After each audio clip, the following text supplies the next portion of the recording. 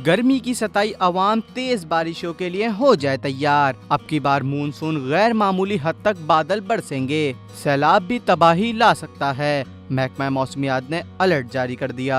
महकमा मौसमियात के मुताबिक रवां साल मानसून की बारिशों में 35% इजाफे का इम्कान है। पंजाब में 1 जुलाई से मानसून की बारिशें शुरू होने की तवक्को है। जुलाई के पहले हफ्ते में 15 से 50 मिलीलीटर बारिश का इम्कान है। जुलाई के दूसरे हफ्ते में 25 से 35 मिलीलीटर बारिश मुतवक्का है। जुलाई के तीसरे हफ्ते में बलाई पंजाब और जनूबी पंजाब में 15 से 25 मिलीलीटर बारिश हो सकती है।